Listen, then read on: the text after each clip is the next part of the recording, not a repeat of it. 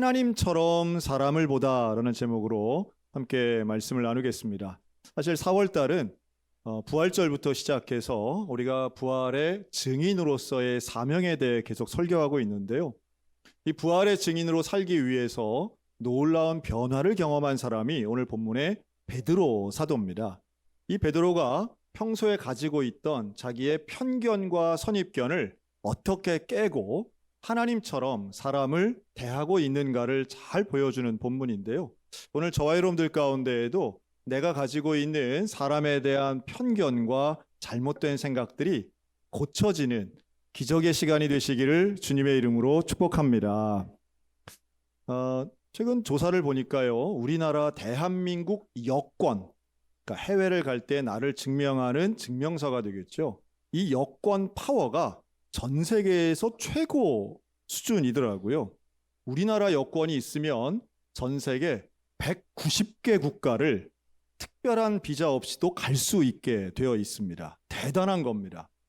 우리나라보다 조금이라도 더 많은 나라를 가는 것은 도시국가 싱가포르 시민들밖에 없는데요. 저 미국은 저 아래쪽에 있는 10위권에 있고요.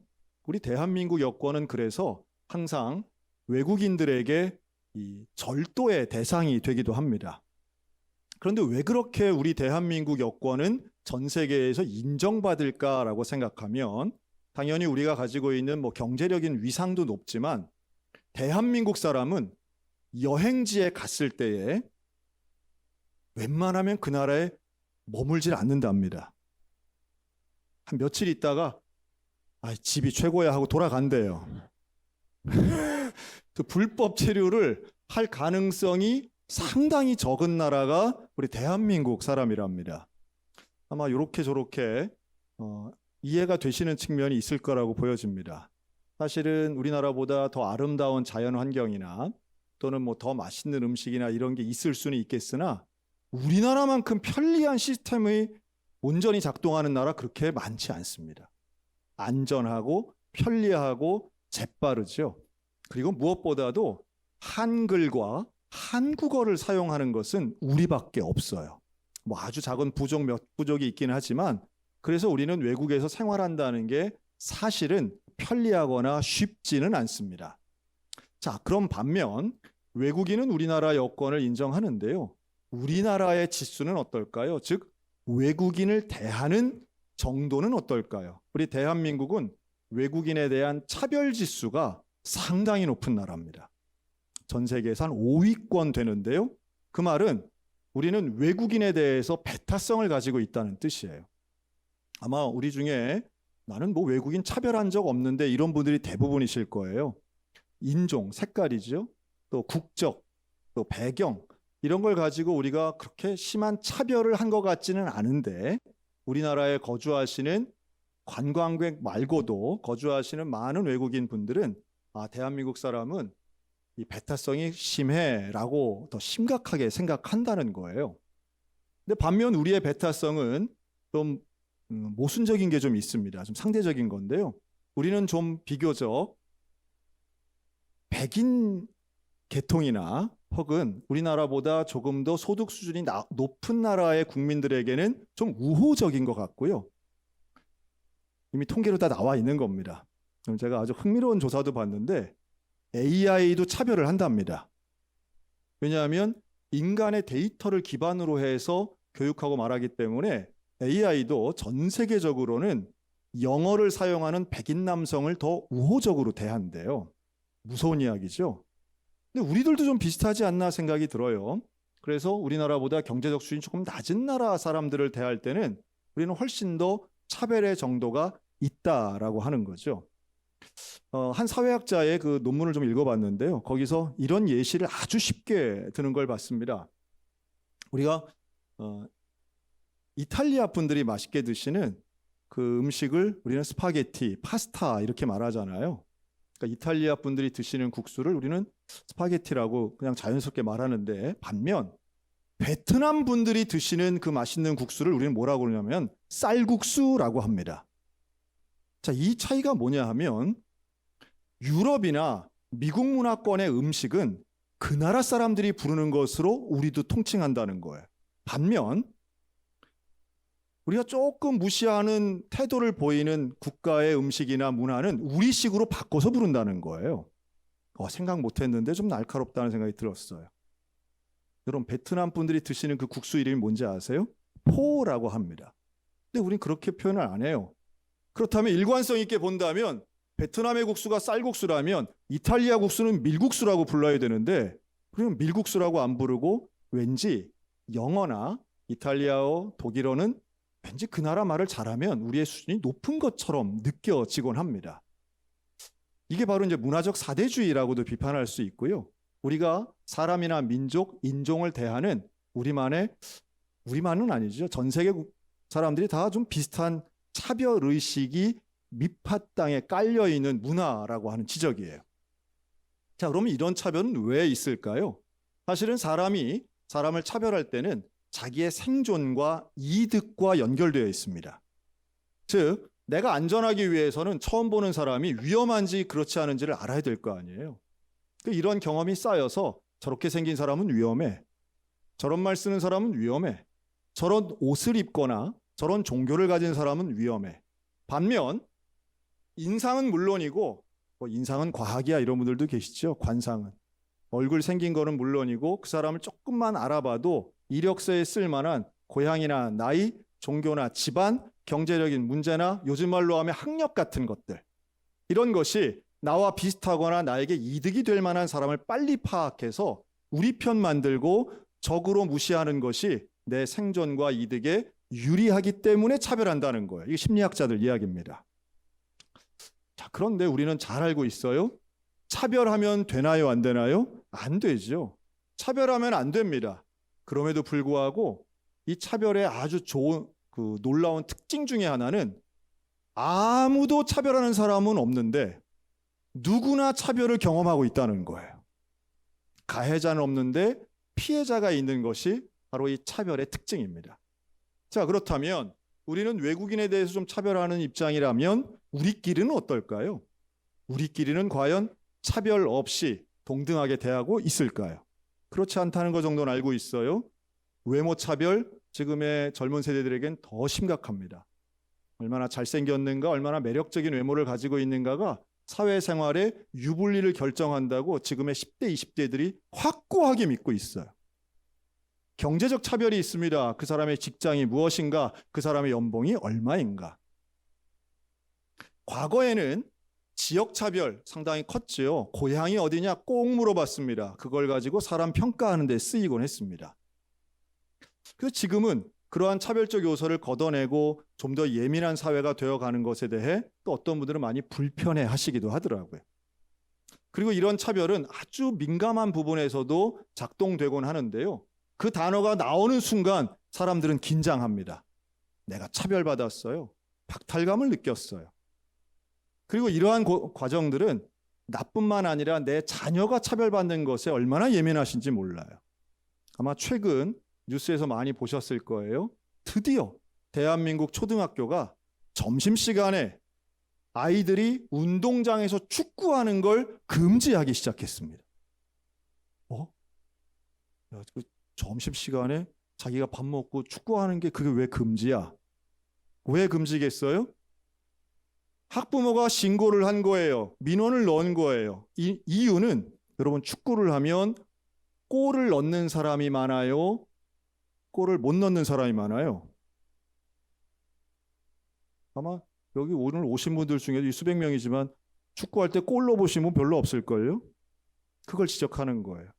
우리 아이는 왜 골 넣는 주인공 되는 소수 때문에 축구 잘 못하는 우리 애가 상대적 박탈감을 느낀다는 거예요. 이런 차별적인 것은 없어져야 된다는 거죠. 운동회는 무승부로만 끝나야 하고요. 미술이든 음악이든 1등이 있으면 안 된다는 겁니다. 이건 농담이 아니고 실제예요. 그리고 민원 정도가 아니라 실제로 고소고발이 이루어졌기 때문에 학교에서는 선제적 조치로 아예 그런 체육대회 없고 운동회 없고 소풍도 없어졌습니다. 다행한 것은 아직 강원도 학교에는 남아 있습니다. 저 완악한 도시에 하나 일어나죠. 우리 강원도는 아직은 하고 있는 걸로 제가 알아요. 글쎄요, 이 모든 것의 밑바탕에 뭐냐 하면 내 아이가 차별당하지 않게 하겠다라고 하는 생각이 깔려 있는 거죠. 답답하실 거예요. 많은 학부모들 제가 만나보면요, 그런 상황에 대해서 많이 불편해하시고, 아니 세상에 축구를 못하게 하다니 말이 되나, 대부분 다 이렇게 말씀하시는데, 그것을 상대적 박탈감으로 고발하는 소수에 의해서 지금 사회는 과거와는 좀 다르게, 내 생각과는 좀 다르게 진행되고 있구나 하는 것을 보게 됩니다. 하물며 그러한 민원이나 고발을 제기한 학부모들조차도 본인이 예민하다고 생각하시는 분은 거의 없다고 하더라고요. 당연히 해야 할 일을 내가 나서서 내가 손해보면서 이런 일 한다라고들 생각하시는 것 같습니다. 이쯤 되면 우리는 차별 없는 세상을 만들 수 있을까라고 하는 질문을 하게 되죠. 이렇게 안전하고 이렇게 합리적인 시대와 사회에 살면서도 우리는 항상 피해의식이 있고 비교의식이 있습니다. 언제나 불안하기도 하고 또 차별받을까 봐 이게 차별이 아닌가라고 하는 예민한 시대 속에 내가 과연 잘 살 수 있을까 하고 염려되는 거죠. 제가 오늘 설교를 준비하면서 여러 권의 좀 책들을 봤는데요. 책 제목을 보고 제가 놀랐습니다. 나이 예민함이 이상한 게 아니야 에서부터 우리나라는 조금 더 예민해져야 돼 라는 책까지 이렇게 차별에 대해 깊이 있는 연구를 하시는 분들 참 많더라고요. 그런데 반면 옛날엔 어땠을까요? 사람을 차별하고 또는 구별하는 것 옛날에도 똑같이 있었고요. 더더군다나 성경 속에 나오는 시대에도 역시 마찬가지의 차별이 있었습니다. 오늘 읽은 사도행전에 나오는 베드로는요, 명확한 차별을 했는데 누구를 차별했느냐 하면 이방인을 차별했던 사람이에요. 이방인은 구원받을 수 없고요, 변화되지 않는 죄인이고요, 그래서 함께하면 안 되는 사람이라고 생각했습니다. 이게 베드로뿐 아니라 유대인들 대부분이 그런 생각을 가지고 있었던 사람들이에요. 여러분, 우리는 어때요? 우리는 절대 구원받지 못하고 함께하면 안 되는 사람으로 우리가 생각하는 부류가 있지 않습니까? 2026년을 살아가는 개신교인들, 대한민국의 개신교인들이 이 부류에 집어넣는 4가지 종류의 사람이 있다고 저는 생각해요.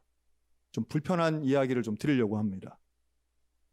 우리가 좀 불편한 이야기인데 아마 대부분이 이 부류를 절대로 만나면 안 되고 극단적으로 혐오하고 계실 거라고 저는 생각하는데요. 그 4가지가 뭐냐 하면 이단, 공산주의자, 동성애자, 그리고 자살한 사람입니다. 이 4가지 부류는 한국교회에선 절대 용서받을 수 없고 구원받을 수 없다고 단언하고 단정하는 부류들이에요. 더 마음 아프죠. 그런데 오늘 본문은 베드로에게 이 정도의 대상으로 여겨졌던 이방인들조차도 구원받을 수 있다고 가르치고 있어요.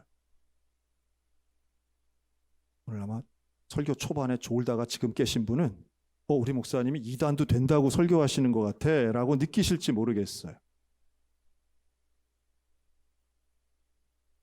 안타깝죠. 우리가 만들어 놓은 그 규정과 틀 안에 절대 구원받을 수 없는 사람들이 있다는 건 정말 마음 아픈 이야기입니다. 그런데 오늘 하나님께서는 이런 베드로에게 우리와 똑같은 이런 생각을 가지고 있고 편견, 선입견, 차별을 가지고 있는 베드로에게 2가지를 말씀하세요. 첫째는 사람의 외모를 보지 않으시는 하나님. 사람의 외모를 보지 않으시는 하나님. 우리가 아주 익숙하죠. 하나님은 외모를 보지 않으신답니다. 이 외모는 생긴 얼굴의 모양도 외모이지만 그가 가지고 있는 조건 전체가 다 외모인 거예요. 그런 이 외모는 되게 중요하죠. 그리고 우리는 이 외모를 가지고 사람을 평가하기도 합니다. 이 외모 가지고 우리는 구별하고 분석하죠. 그런데 하나님 외모를 보지 않으신대요. 다른 말로 한다면 하나님은 조건이 아닌 존재로 그 사람을 본다는 거예요. 쉽진 않지만 우리가 이해하고 받아들일 수 있어요. 왜냐하면 사람은 누구나 소중하니까. 그 대원칙을 반대하실 분은 별로 없을 거라고 생각이 들어요. 그런데 이 대원칙을 우리에게 적용하는 것, 사람을 외모로 보지 않는다. 그런데 두 번째가 더 중요하죠. 하나님은 그럼 뭘 보신대요? 사람의 중심을 보신답니다. 자, 우리 옆 사람하고 이렇게 얘기하세요. 당신은 나의 중심이 보이십니까? 그렇죠? 맞는 말이긴 한데 가능하지 않은 것 같아요. 우리는 타인의 중심을 볼 수 없어요. 이 사람이 무슨 생각 가지고 있는지, 무슨 꿍꿍이가 있는지, 무슨 진심이 있는지 잘 안 보여요. 그래서 우리는 외모를 가지고 판단하는 거죠. 외모를 가지고 통계처럼 그렇게 어떤 원칙같이 사람들을 통계를 내니까 소위 말해 척 보면 압니다가 나오는 거예요. 옷 입은 것만 봐도 그 사람 알아. 헤어스타일만 봐도 알아. 그 사람 뭐 신발만 봐도 알아. 뭐 이런 거 다 나와요. 그게 정말 그럴까요? 우리는 얼마나 많이 외모를 가지고 평가하고 분석해서 잘못된 판단을 내리는지 오늘 하나님께서는 그것을 베드로에게 지적하시는 거예요. 그렇다면 중심은 안 보이는데 그걸 어떻게 보냐는 거죠. 자, 여기에 대해 제가 먼저 제안하고 싶은 게 있습니다. 여러분, 중심을 볼 수 있어야 되는데 따라할까요? 먼저 내 중심을 바라보자. 남의 중심 보기 이전에 내 중심부터 보자는 거예요. 나의 중심. 내 중심은 과연 하나님 보시기에 어떠한가? 내 중심은 내 기준 가지고 살고 있나? 하나님의 기준을 가지고 살고 있나? 라고 하는 거예요. 여러분, 하나님이 외모를 보지 않으신다고 해서 모든 게 다 수용된다는 뜻은 결코 아닙니다. 우리 하나님은 차별하지 않으시지만 분별하시는 분인 줄로 믿습니다. 악도 되고 죄도 되고 이거 아닌 거예요. 하나님 분명히 분별하세요. 모두를 사랑하시고 모두가 구원받기 원하시지만 분별하시는 하나님이세요. 그래서 35절 저들을 수용하는 데 있어서 하나님을 경외하고 의를 행하는 사람을 다 받으시는 줄로 깨닫는다. 이렇게 말씀하잖아요. 기준이 있어요. 분별의 기준이 있는데 하나님을 경외하고 의를 행하는 거예요. 외모보다 중요한 것이 그 사람의 삶이고 행동이고 인생입니다. 그런데 그 삶이 하나님을 경외한다면 이방인이어도 구원받을 수 있는 것이고 의를 행한다 하면 하나님 앞에 자녀가 되는 거예요. 이 중심이 나에게 있느냐는 거죠.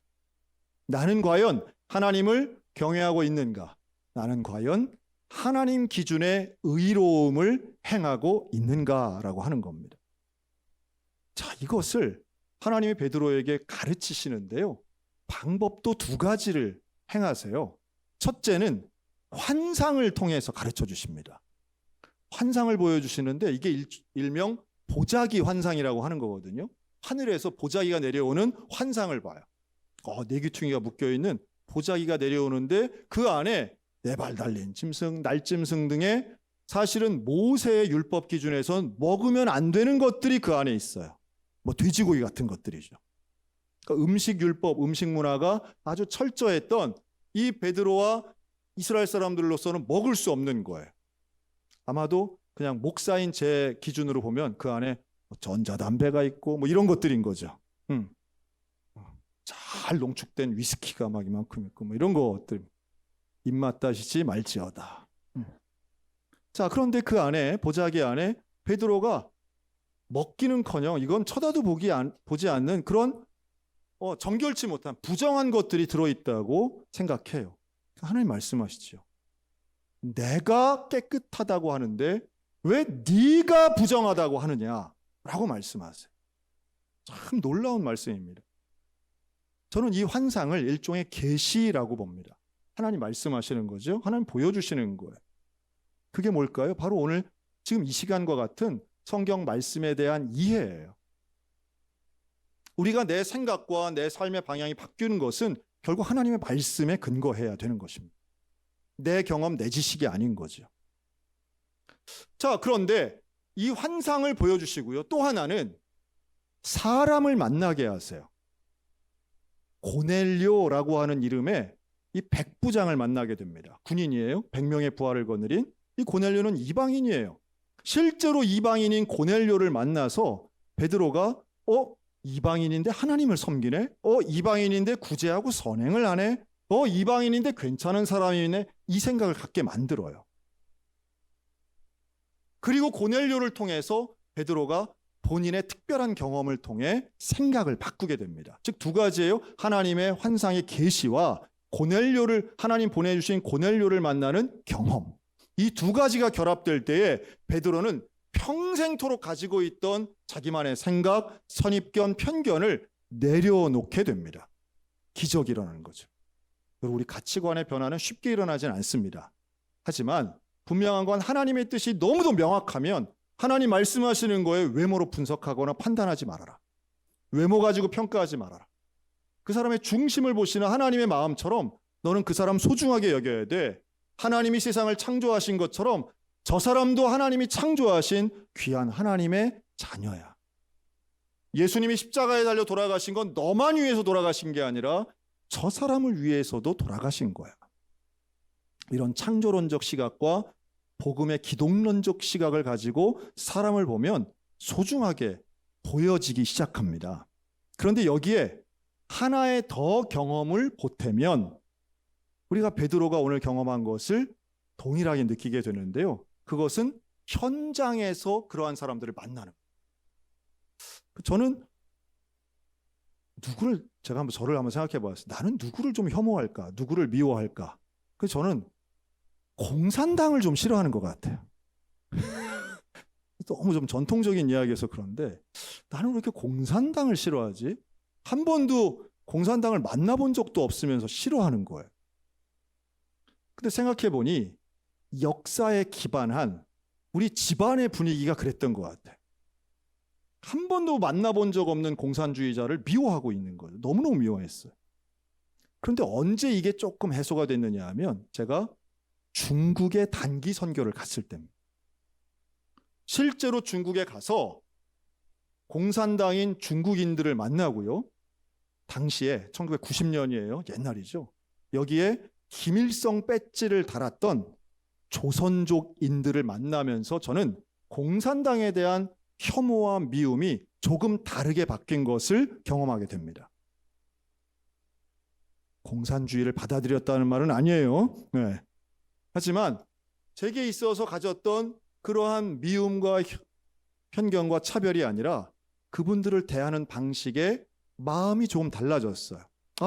저분들도 정말로 하나님이 사랑하실 만한 귀한 영혼이다. 이 바뀌어진 시각을 저는 이렇게 봅니다.